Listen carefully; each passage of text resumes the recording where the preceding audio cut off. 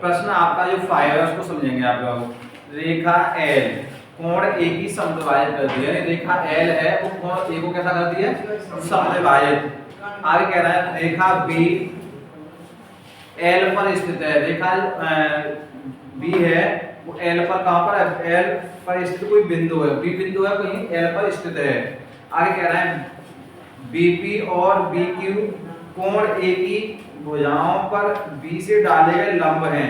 आकृति देखिए, आकृति बनी हुई है, उस आकृति को देखो बेटा पहले। देखो आकृति इस प्रकार से बनी हुई है, ये है एक रेखाखंड, ठीक है ना, और एक रेखाखंड बेटा आपका ये है, ये दो रेखाखंड है बेटा। यहाँ पर एंगल इन्होंने ए ले लिया है, क्या ले लिया यहाँ पर, ये ए है, और यहाँ पर ये एक रेखा जा रही है, यूं करके क्या जा रही है, ये रेखा जा रही है बेटा। इस रेखा का नाम दे दिया इन्होंने एल, एल रेखा है, और एल रेखा इस कोण को समद्विभाजित कर रही है, ये बराबर कोण बन रहे हैं, ठीक है ना। यहाँ पर ये इस बिंदु से यहाँ पर ये लंब डाल दिया गया है, इस पर ये लंब है P, क्या है ये लंब, यहाँ पर नाम दे दिया है B, और B से इस पर भी लंब डाला गया है, ये ऐसे, ये Q लंब है, ऐसे है बेटा ये, ठीक है ना। अब हमसे ये कहा गया है कि सिद्ध कीजिए कि त्रिभुज APB, कौन सा त्रिभुज बेटा, APB, यहाँ देखें APB ये वाला त्रिभुज, और कहा गया है कि AQB ये ट्रायंगल, ये दोनों त्रिभुज क्या समरूप सर्वांग सम होंगे, ये प्रूव करना है हमें, ठीक है ना। चलो देखते हैं बेटा। देखो हम लोग करना क्या है, सबसे पहले हमें ये दिखाना है कि आकृति बनी है उसके हिसाब से देखेंगे। क्या लिखेंगे बेटा, सवाल कौन सा बेटा, ये 5 क्वेश्चन है बेटा। देखो चित्र के अनुसार, यानी कि यहाँ पे जो आपका एक एल रेखा है, कौन सी रेखा बेटा, एल रेखा कोण ए की समद्विभाजक है, द्विभाजक है, यानी एल रेखा है वो कोण ए को समान दो भागों में विभाजित करती है। यानी कोण ए अगर आपका 60 अंश का होगा तो हाफ हाफ हो जाएगा, यानी आधे आधे, 30 अंश का इधर हो जाएगा, 30 अंश का इधर, यानी कि अगर आपका ये पूरा कोण 60 अंश का है तो इधर का 30 अंश, इधर का 30 अंश, इस रेखा के द्वारा, ठीक है ना।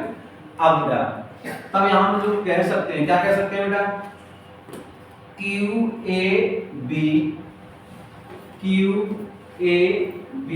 बराबर PAB एंगल PAB, ये कोण कैसे होंगे, दोनों बराबर होंगे क्योंकि समद्विभाजक है। जब कोई समद्विभाजक रेखा खींचते हैं तो जो कोण होते हैं हमारे को दो बराबर भागों में विभाजित कर देते हैं। अब बेटा क्या करना है, बिंदु B से AP पर BP लंब है, क्या है ये लंब, तो लिखेंगे बेटा हम BP AP पर लंब है, क्या है ये लंब। लंब जानते हो, जब कभी कोई जैसे कोई आपका समतल जगह है, क्या है समतल, उस पर हमने ये लंब डाला तो लंब किस प्रकार से गिरेगा, जैसे ये समतल जगह है ये, अब इस पर जब लंब गिराएंगे हम तो यहाँ पर लंब गिरेगा, यूं सीधा यहाँ। जब लंब गिरता है तो उसके दोनों साइड के जो कोण होते हैं कैसे होते हैं, 90 अंश के, ठीक है ना। तो देखो यहाँ पर ये एक रेखा है, इस पर ये लंब गिर रहा है, तो इधर का भी 90 अंश का कोण बनेगा, इधर का भी 90 अंश का, दोनों लेफ्ट साइड का भी राइट साइड का भी कोण जो बनेगा कितने का बनेगा, 90 अंश का।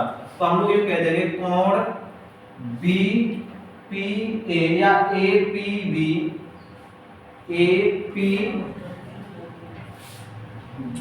बराबर 90 अंश, सही है।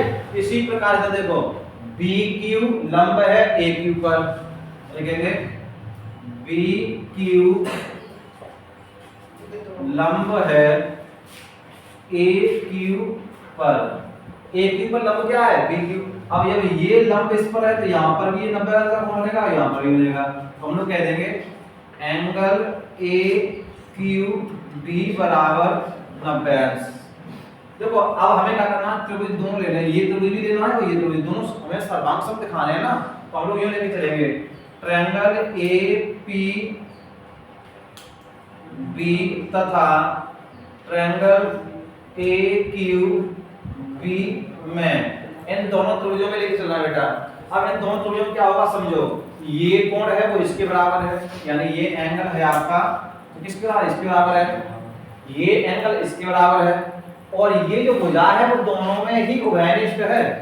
कैसी है, दोनों में उभयनिष्ठ है। तो हम लोग यूं कह देंगे एंगल ए पी बी बराबर एंगल ए क्यू बी बराबर 90 अंश। देखो ये भी और ये दोनों 90 अंश के बराबर कर दिए हमने। एंगल अगला ऊपर दिया हुआ देखो ये एंगल क्यू ए, देखो एंगल पी ए बी बराबर एंगल क्यू ए बी कितना बराबर है, ये देखो P A B Q A B कैसे दोनों बराबर। दोनों में उभयनिष्ठ भुजा कौन सी है आपकी, ए बी बराबर ए बी, ये है उभयनिष्ठ भुजा। कैसी है बेटा, ये उभयनिष्ठ भुजा। अब ये उभयनिष्ठ भुजा हो गई बेटा। अब यहाँ प्रमेय कौन सी कार्य करेगी वो देखो, एंगल साइड, एंगल साइड हमने कोई उपप्रमेय कराई थी आपको, तो बस उसी के अकॉर्डिंग एंगल साइड सर्वांग समता उपप्रमेय से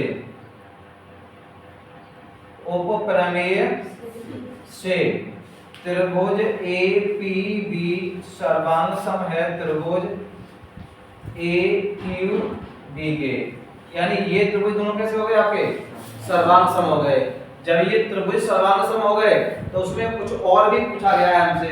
उसमें हमसे ये कहा गया है, क्या कहा गया है कि क्या भुजा बीपी पीबी के बराबर है, बीपी बी क्यू के बराबर है, ये बताना है। जब ये त्रिभुज इसके सर्वांग सम हो गया तो ये वाली भुजा इसके समान होगी, क्योंकि सर्वांग सम है। तो हम लोग ये कह सकते हैं बी क्यू बराबर बी पी, ये भी बराबर होंगे, ठीक है ना। सर्वांग सम त्रिभुज की भुजाएं समान बराबर होती हैं, ठीक है ना।